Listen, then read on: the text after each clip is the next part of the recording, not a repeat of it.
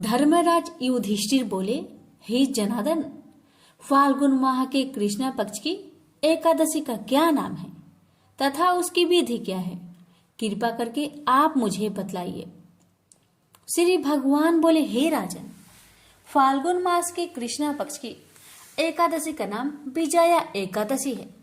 इस व्रत के प्रभाव से मनुष्य को विजय प्राप्त होती है। यह व्रत सब व्रतों से उत्तम व्रत है।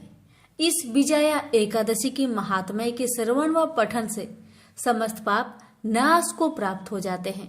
एक समय देव ऋषि नारद जी ने जगत पिता ब्रह्मा जी से कहा, महाराज, आप मुझसे फाल्गुन मास के कृष्ण पक्ष की एकादशी का विधान कहिए।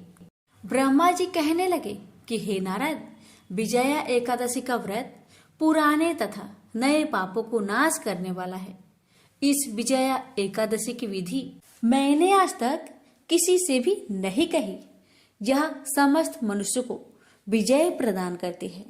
त्रेता युग में मर्यादा पुरुषोत्तम श्री रामचंद्र जी को जब 14 वर्ष का वनवास हो गया, तब वे श्री लक्ष्मण तथा सीता जी सहित पंचवटी में निवास करने लगे। वहां पर दुष्ट रावण ने जब सीता जी का हरण किया, तब इस समाचार से श्री रामचंद्र जी तथा लक्ष्मण अत्यंत व्याकुल हुए और सीता जी की खोज में चल दिए।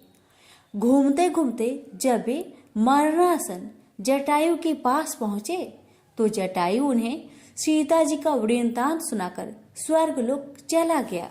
कुछ आगे जाकर उनकी सुग्रीव से मित्रता हुई और बाली का वध किया।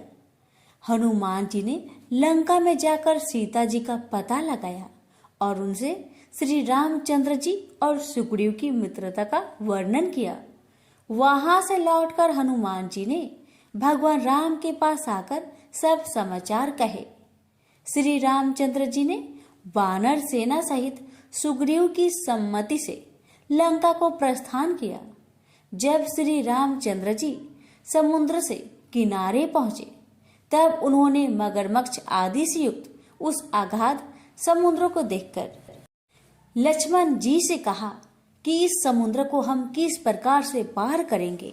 श्री लक्ष्मण ने कहा, हे पुराण पुरुषोत्तम, आप आदि पुरुष है, सब कुछ जानते हैं। यहाँ से आधा योजन दूर पर कुमारी द्वीप में बगदालभ्य नाम के मुनि रहते हैं। उन्होंने अनेक ब्रह्म देखे हैं। आप उनके पास जाकर इसका उपाय पूछिए। लक्ष्मण जी के इस प्रकार के वचन सुनकर श्री रामचंद्र जी बगदालभ्य ऋषि के पास गए और उनको प्रणाम करके बैठ गए। मुनि ने भी उनको मनुष्य रूप धारण किए हुए पुराण पुरुषोत्तम समझकर उनसे पूछा कि हे राम, आपका आना कैसे हुआ? रामचंद्र जी कहने लगे कि हे ऋषि, मैं अपनी सेना सहित यहाँ आया हूँ और राक्षसों को जीतने के लिए लंका जा रहा हूँ। आप कृपा करके समुद्र पार करने का कोई उपाय बतलाए। मैं इसी कारण आपके पास आया हूँ। बगदालभ्य ऋषि बोले कि हे राम, फाल्गुन मास के कृष्ण पक्ष की एकादशी का उत्तम व्रत करने से निश्चय ही आपकी विजय होगी। साथ ही आप समुद्र भी अवश्य पार कर लेंगे।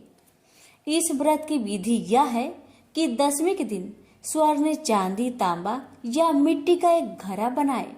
उस घड़े को जल से भरकर तथा 5 पल्लव रख वेदिका पर स्थापित करे। उस घड़े के नीचे सतनजा और ऊपर जौ रखे। उस पर श्री नारायण भगवान की स्वर्ण की मूर्ति स्थापित करे। एकादशी के दिन स्नान आदि से निवृत्त होकर धूप, दीप, नवत, नारियल आदि से भगवान की पूजा करे।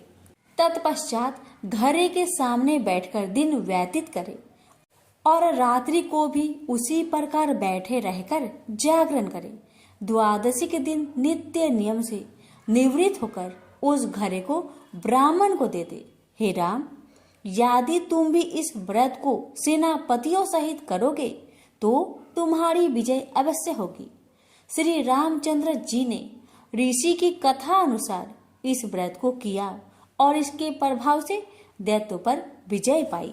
अतः हे राजन, जो कोई मनुष्य विधि पूर्वक इस व्रत को करेगा, दोनों लोकों में उसकी अवश्य विजय होगी। श्री ब्रह्मा जी ने नारद जी से कहा था कि हे पुत्र, जो कोई इस व्रत के महात्म्य को पढ़ता है या सुनता है, उसको वाजपेयी यज्ञ का फल प्राप्त होता है। तो प्रेम से बोलिए, लक्ष्मी नारायण की जय, श्री रामचंद्र की जय।